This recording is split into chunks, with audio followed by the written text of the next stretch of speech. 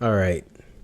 So the question of the day is, can the Minnesota Timberwolves beat the San Antonio Spurs in a 7-game series? Now we know that the underdog Minnesota Timberwolves just took down the Denver Nuggets in 6 games. And for a good amount of this series, Anthony Edwards has been injured. So that just goes to show you how deep the Minnesota Timberwolves roster actually is. And they didn't even have Ayu Dosunmu yesterday. And they still got the dub. And they're advancing to the next round, and where they have to see the highly coveted and the scary looking San Antonio Spurs, led by none other than Victor Wembanyama. Now, with Anthony Edwards' injury, a lot of people may say that the answer to this question is very simple, and the answer is no. Denver would have been the better matchup, but Denver lost. So who's the better team in this scenario? The Timberwolves. So you have to look past that, and we have to look at the fact that the Wolves are here to compete against the Spurs. And like I said, even yesterday, they didn't even have Ayu They didn't have Ayu yesterday, but Jaden McDaniels really stepped up and he backed up his talk. We know what he said in the press conference, saying that we should be going at all the guys. And with going at all the guys, he did have 32 points yesterday in the victory. And it's a lot to talk about because I've already seen videos saying, is this a stain on Jokic's career? Blah, blah, blah, this, blah, blah, blah, that. But a lot of people don't really watch hoops. You think about playoff basketball and the idea that in the playoffs, scheming is different than regular season. Coaches have different schemes. Coaches want this guy to do that. And I think that Chris Finch did a perfect job this series in putting Rudy Gobert in spots to make Jokic take tough shots, be somewhat more of a playmaker. But even then, Jaden McDaniels made a scene in that press conference, because not even the press conference, it was in the locker room. But the idea that he was able to talk that talk and back it up, and these guys were locking these guys down. We saw Jamal Murray yesterday shoot 4 for 17 a day after my birthday in the loss yesterday. And they're going home in the first round of the playoffs. We did not expect that. Like I said, I do think Denver would have been a better matchup for San Antonio. But you can't think. You got to know. And in this case, the Timberwolves are the better matchup because they won. So I'm not gonna really look at anything crazy, but it's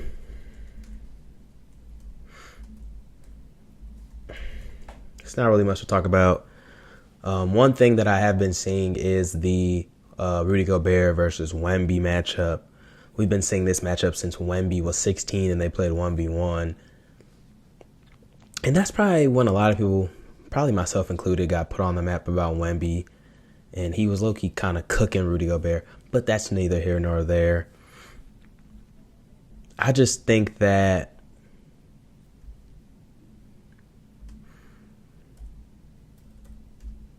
the Spurs are the better team. I don't think anybody's going to dispute that. But with Dante being out, we saw Ayo Dosunmu come into his own, and as well as Ant. But I feel like if Dosunmu is healthy and Ant can come back during this series, that the Wolves do have a chance. Like I said, I do think they have a chance. But I don't know, man. It's going to be a tough matchup. Even if, this is, a tough thing because with the Nuggets, you see Rudy Gobert as the guy who was taking Nikola Jokic out of the game. You see Jaden McDaniels as the guy who has taken Jamal Murray out of the game, which leaves guys like Cam Johnson, Christian Brown, Tim Hardaway Jr., Aaron Gordon was hurt majority of the series. But those are the guys who have to beat you. And if you're a coach and you hear those names of guys who have to beat you, I think you're okay. And that's what I think the Timberwolves did a good job of, limiting Jokic and Jamal Murray from being the duo that they usually are. And that messes up your game plan as a coach. And we don't have any, obviously, games because round one isn't even over yet. We have 2 other series that are still going on. 4, dang near 4. But you know what I mean, in the West. Well, it doesn't matter. I'm wrong there. But, there's a lot of series still going on. But I think that this is going to be a crazy series because, like we know, I've said it a million times, Ant will start the series on the sideline with that knee bruise, hyperextension. And he's going to be a guy that they need to win this series. We know who Ant is. Ant's one of the best guards in the NBA, has that mentality, and Ant is a winner. And I think that has rubbed off onto his teammates because even without Anthony Edwards in the lineup, we have been seeing the Timberwolves play very good basketball. And shout out to Terrence Shannon Jr. Kid is a dog. He got a lot of PT yesterday. Had 24 points in 35 minutes. And we've seen his talent. We've seen his development. The kid was different when he was at Illinois. We know what he's capable of. He's very gritty. Plays with a lot of energy. And those are the guards that the Wolves typically have. You got a guy like Ant who's fiery, plays with a lot of energy. IU doesn't really play with that much energy when it comes to talking, but on both sides of the ball, he is an energizer. Dante DiVincenzo, we know who he is. So I feel like there's a culture that is being built in Minnesota, and that I'm not saying these guys can fill in for Ant because we know what Ant brings to the table, but the idea of that energy shift is crazy. And I'll give it to Jaden McDaniels, man. He was the one to say that the Nuggets are food on defense. And I watched some of the games, and one of the key L's with the Denver Nuggets is that they have no rim protection. If you attack the interior against that team, you are bound to get a bucket, get fouled, or get a good look. And you know in basketball, if you play basketball, a good look is a good look. You don't have to make a good look. But a good look is a good look because you're like, oh, that's a good shot. I can get that shot again and again and again. And I think that's what the Wolves started to hamper on. The fact that Denver has no rim protection. And I'm not saying it's Jokic, but it is. Jokic isn't the best rim protector in the NBA. We know Jokic as an offensive talent. We know what he brings to the table. But it's just the facts that Jokic isn't the best rim protector. And that's what the Wolves were able to strive on. But in this next matchup against the Spurs, that will not be something that they can deal with and just be like, yeah, let's attack the paint, because you have the defensive player of the year in Victor Wembanyama, who is going to be the paint protector. And like I said, the Wolves do have Rudy Gobert, who's also one of the best rim protectors in the league, and who just came off one of the best defensive performances against Nikola Jokic that we've seen in the last however many years. And I think it's going to be interesting to see those two battle. That's what I started with, Wemby versus Gobert. Two of the best defenders we've seen in league history. Two Frenchmen. Two guys who we know are competitors. And although Rudy doesn't move like he used to, it's always been talked about, Rudy is in shape. Rudy wants to be on the floor, and he wants to be an impact and wants to make an impact on winning. And you have to commend the guy who's older. He's in his 30s. But the guy's a 4-time Defensive Player of the Year. He knows how to defend. And as of late, people have been slandering his name over the last few years because he's not stopping Jokic, blah, blah, blah, this, that, and the third. But this season and this series, he's proven to many people who have been doubting him that he is who the league, the voters, who everyone says he is. He's one of the best defenders of all time. People cannot talk about it. Now, when it comes to matchups, I'm going to go right now to the depth chart. Actually, let's look at Ant injury timetable. Ant's injury timetable. Yeah, he got injured on the 25th. He's projected to be back around May 9th. So another week and a half or so, May 9th through May 15th. So that's a big chunk of time. But I am going to look at, for the time being, I'm going to look at the Wolves depth chart. And I'm also going to pull up the Spurs depth chart. Because it's nice for me as a guy who coaches, I watch basketball extensively, to see and just look at the matchups and look at the depth of both teams. Sure, the title of this video is going to be, can the Wolves beat San Antonio? But you have to look at both sides to determine if you really think that one team can beat the other.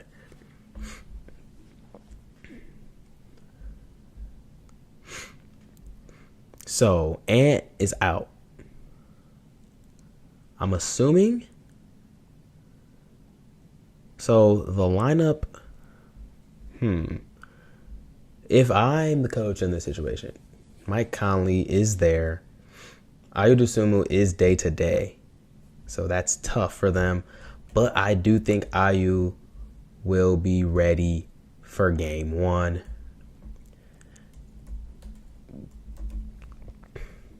Because he's going to be needed. He did have that calf injury, and he was out for game 6. But depending on the severity of his injury, I feel like he's going to be needed for them, of course. But there isn't really any timetable about his need for game one. But if Ayo Dosunmu and Anthony Edwards are out for more than, well, I know Ant's going to be out for more than a game. But if Ayu's out for game one plus, it might get spooky. We saw the Wolves exploit Denver's defensive weakness, and the San Antonio Spurs are not a weak defensive team whatsoever. So it's going to be interesting to see, because the Spurs are fully healthy. Wemby did have that concussion, but they are healthy. You have De'Aaron Fox, Stephon Castle, Cassell, Champagnie, Wemby, Dylan Harper, Keldon, Harrison Barnes, Luke Cornett. Carter Bryant's probably not going to play extensive minutes. But those guys are all healthy. And for the Timberwolves, you have Mike Conley, who is healthy, the Unk. You have McDaniels, you have Rudy Gobert, and you have Julius Randle. You got Bones Highland, Terrence Shannon, Naz Reid. Jalen Clark's been getting minutes for them. And that's about it, because Ayo Dosunmu and Anthony Edwards are out. But like I said, if the Timberwolves want to beat the Spurs, one of the things in basketball that we've seen forever come playoff time is availability. People want to talk about the ability to shoot the ball, defend, attack the basket, but the best ability is availability, and that is one of the oldest yet factual things that has been said within sports. You can be that good, but if you're not on the court, we know Ant has been hurt. He got hurt before. He was playing on injury. I'm not saying it was bound to happen, but when you play on injury, you kind of harbor it you're kind of inviting other injuries to come in. But IU being hurt is something that is concerning for a lot of people who are Timberwolves fans. And for me, looking from the outside in, I truly think that the San Antonio Spurs are going to exploit them in this round if they are not healthy. But even if they are healthy, I think the Spurs can beat the Wolves. I think they will beat the Wolves. I think we will be seeing the Spurs and the Oklahoma City Thunder in the Western Conference Finals. I just think the Spurs have too deep of a roster for the Timberwolves to contend with, but I don't think that the Wolves are going to get blown out. I don't think the Wolves are going to get destroyed unless they come with that lackadaisical playstyle, and they have not been doing that. Jaden McDaniels has taken a leadership role since Anthony Edwards has been injured. Like I said, Rudy Gobert has been the defensive anchor. So you could see a good fight out of both of these teams. And I'm not saying that the Wolves can't beat the Spurs, but they're going to have to show me, especially with injury. And they're going to need Anthony Edwards and Ayo Dosunmu to come back and be healthy. And losing a guy like Dante DiVincenzo is hurt. It hurts. But like I said, you have a guy, Ayo, who comes in and could do a lot of the same things that Dante does, but he doesn't bring that same energy when it comes to vocality and leadership. But I see it as the same when it comes to play. They play with mad intensity on both sides of the floor, and that's what you need in the playoffs. And like I said, with injuries, we're going to have to see big series from Jaden McDaniels. Julius Randle's going to have to step up and be that number 2 option that he's been all season, but he's going to have to step up and be a number 1 option if they want to win this series. Julius Randle is a very versatile player. He's a very versatile scorer. He can do it all on the court. And I want to know how he attacks this Spurs team. He can guard 1 through 5 essentially, and he's a good playmaker. He does all the little things. And I feel like he's going to have to be the X factor along with Jaden McDaniels if they want to beat the Spurs in this next coming 7-game series. Like I said, Ant's going to be out, maybe a game, maybe a few. IU possibility that he plays. But I think the 2 wings in Jaden McDaniels and Julius Randle are going to be the X factors if they want to beat the Spurs. I haven't really talked about the Spurs much because we know what the Spurs are capable of doing. They have a roster, but the Spurs, like I said, they are beatable if you game plan right and if your X factor players come to play. And that's what they're going to have to do. Now, I could be sitting here rambling for 15 plus minutes about the Spurs being this, that, third, and the Timberwolves can probably come out and whoop them. But like I said, they're going to have to show me because they are injury riddled as of right now. So as of right now, I do have the Spurs beating the Timberwolves next round to advance to the Western Conference Finals. And like I said, you have the 6th man of the year. You have one of the best rookies who plays like a vet. You have veteran presence, and you just have an all-around good team for the Spurs. But you see that for the Minnesota Timberwolves as well. It's just the fact of the matter if they can produce without their lead guards. That's what it's going to have to be, and I'm going to say it again. Your wings are going to have to step up. Your best player is Anthony Edwards. Second best is Julius Randle. Third, Jaden McDaniels. Those 2 are your top two of your top 3 players, unless you want to say Rudy Gobert. But offensively, those 2 are going to have to step up, along with Naz Reid off the bench, if they want to really, really contend with this Spurs team. And that's all I have to say for right now. I will be talking more about this when the series begins. I'll be talking about the Pistons series after the next game. Same for the next games. This is a pre-series video, but I will be giving post-game analysis starting now. But with that being said, man, appreciate y'all. Those who watched, listened, whatever. Wolves need their wings to step up to beat the Spurs. And that's all I have to say. Hope you have a good day and peace.